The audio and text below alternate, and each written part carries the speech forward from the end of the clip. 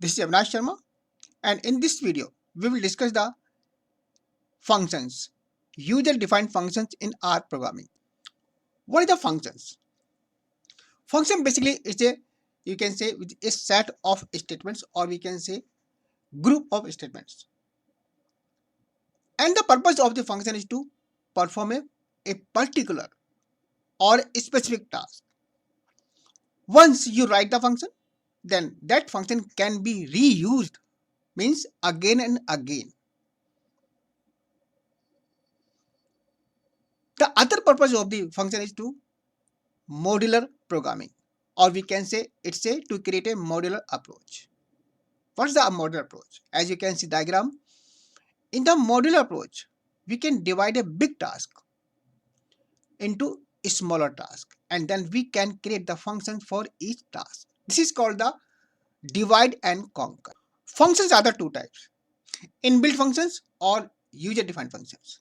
Inbuilt function, the function which are already defined or inbuilt in the library of the R program. So we need to create those functions. Just we can call this function and we can use those functions for a particular function. Each function has its own particular purpose. So on the basis of the purpose, we can use the system functions or inbuilt function. But sometimes there is a need when our requirement cannot be fulfilled by the system function.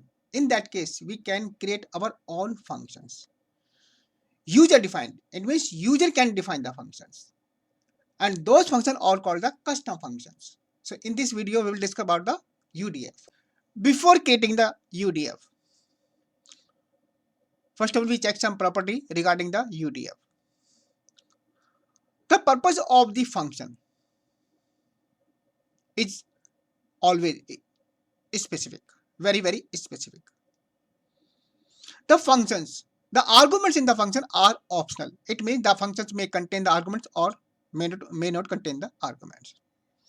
The function always contains a body. In the body, we can write the statements or multiple statements. The function again return or may not return any value. It means again the return statement is the optional. And if it is the function returns some value, then the return statement must be the last statement in the function body. So as you can see in the syntax, we use the keyword that is the function. So function, first of all, this is the function name. It could be anything, any name. Say my function or add function, subtract function, let's say salary calculation function. Then this is the function, this one. This is the keyword or reserved word. And then we have the list of the arguments. The number of arguments, there is no limit. There is no limit.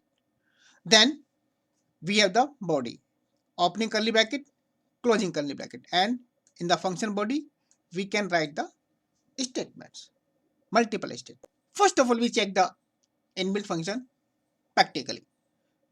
We are just checking the very basic functions because there is a huge library of the inbuilt function in the R package, and it's a very big library. So here we are checking very basic function.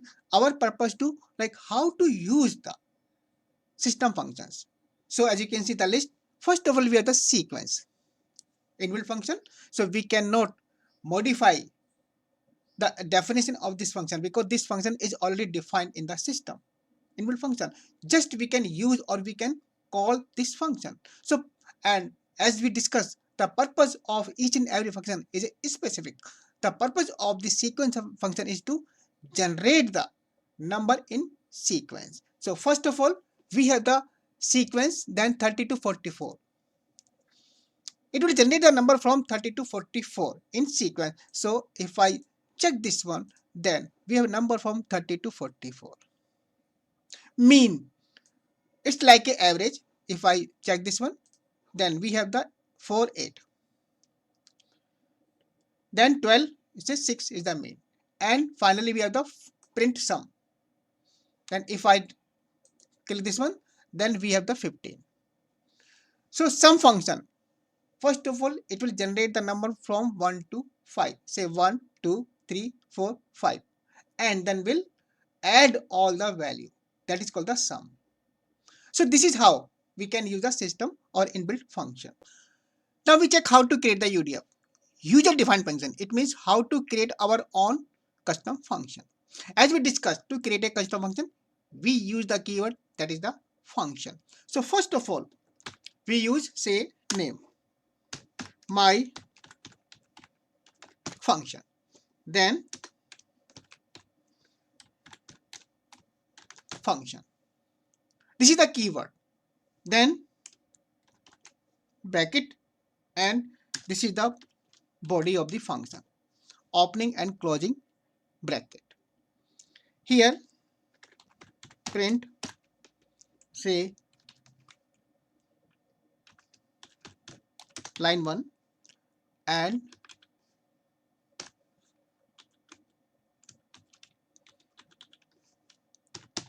line 1, line 2, then line 3.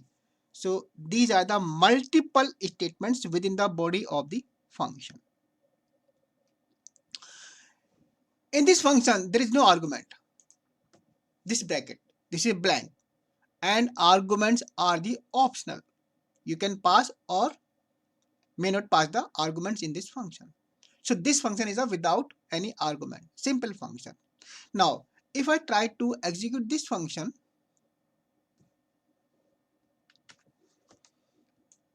then so you can see this is the just function. There is no result because we have just created a function. We have not called this function. We have not used this function. So how to call this function? Simple name of this function and then and bracket. Bracket indicate that you are calling this function. So if I execute this statement, now we have the result line 1, line 2 and line 3. So this is a very simple UDF. Now we check how to pass the arguments in the function. The previous example, that was the without any argument. But sometimes we need some argument. So here we have example. Name is the my table, and then one variable table equal to number 5. Then we have a loop well into 1 to 10. So this loop will execute 10 times. And in this loop, we are formatting of a table. We are printing the formatting of a table. So table is right now it's a constant value 5. Then we have the formatting x and then VL. This VL coming is from the loop 1, 2, 3, 4, 5, 6, and finally then multiplication of the VL and the table number and then new line.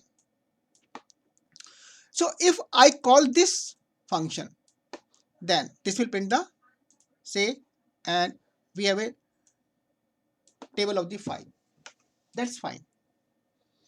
And whenever I call this function, always it will print the number table 5. But I want to make it dynamic. I want to pass the some value from the calling function, say 6, 7, 8, 9. It could be any number, and then I want to print that table. So I want this function as a dynamic function. So for that purpose, I have to define some argument. Say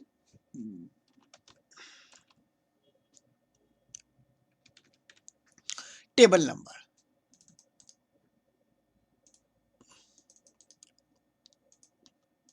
I delete this line 1. Now, this is called the parameter. There are two terms, parameter and the arguments. So in the definition, when you define, this is called the parameter, and when you pass some value, that is called the argument. So we have a parameter that is the table number, and this parameter, or we can say it's a local variable. We are using this variable for this calculation of the table. Now, if I call this function now, what happens? So I get that table number is missing with no default value.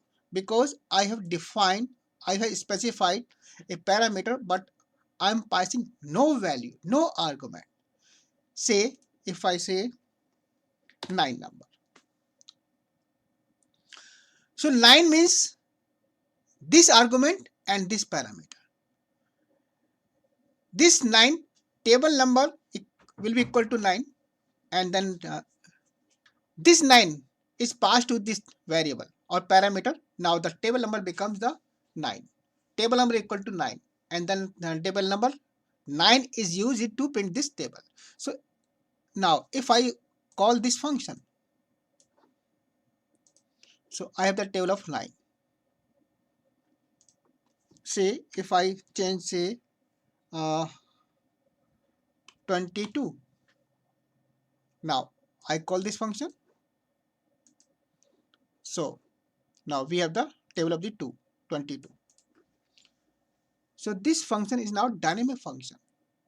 There is no fixed value, there is no constant value. So at the calling of the function, I am changing the value. But what happens if I pass, say, some string value? Say ABC. Now we check. Then we have another non-numeric argument, because the table number, what is the data type of this parameter? It depends on the argument you are passing. You are passing now the string. It means the data type of this parameter is string, but you are multiplying string with the numeric. That is not allowed in the mathematical calculation. That's why we have an error. So we have to take the data type of the arguments into consideration while passing to the function.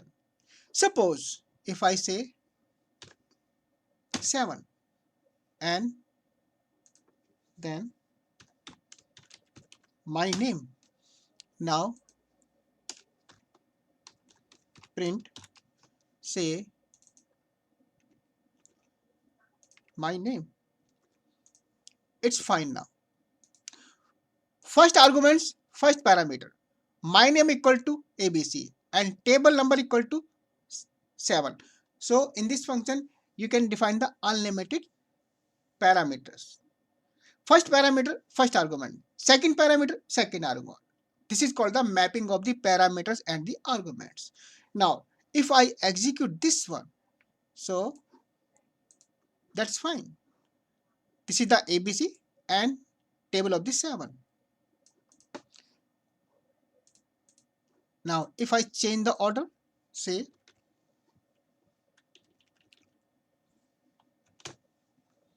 so my name is equal to 7, table number equal to ABC. The same problem. Now, if I try this one,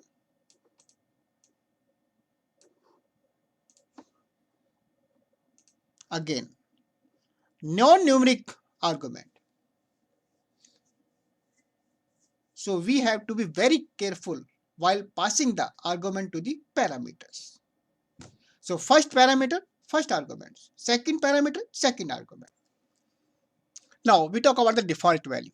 Default value parameters. In this function, suppose I delete this one, then I delete this one, and also I delete all arguments.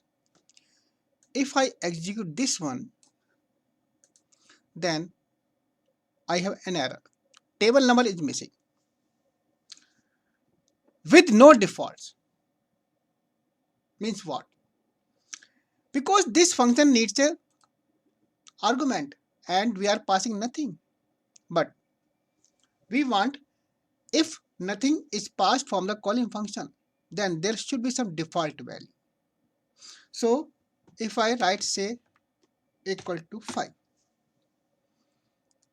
So if you pass nothing from the calling function, then it will take the default value as 5 for the table number. Say, now if I execute this function, so this is fine now. Table of 5 has been printed. because we have set a default value for the parameter, that is the table number. Now, if I pass say 9 number, now what happens? If you pass some arguments, then the default value will be ignored. The default value will be overridden or will be skipped.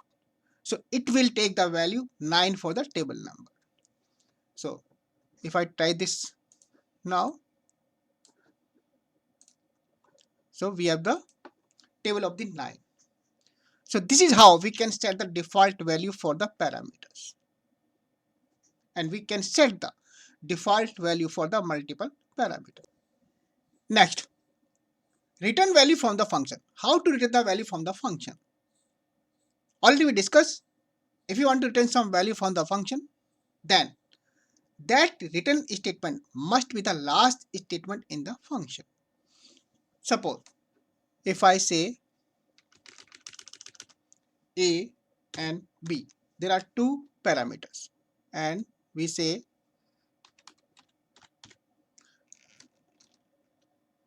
return and return then A multiply B.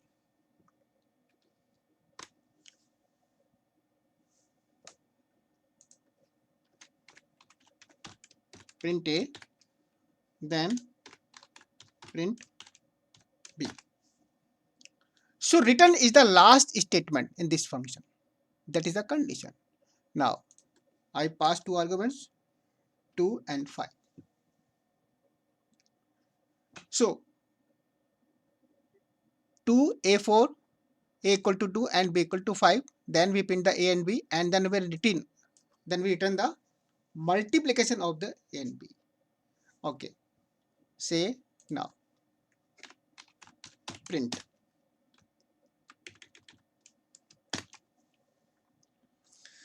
So this function will return the value, and this will replace this. Now if I check, so 10. So this is how you can return the value from a function. So guys, this was all about the UDF, user defined function in R programming. Please like the video and subscribe the channel. Thanks for watching the video.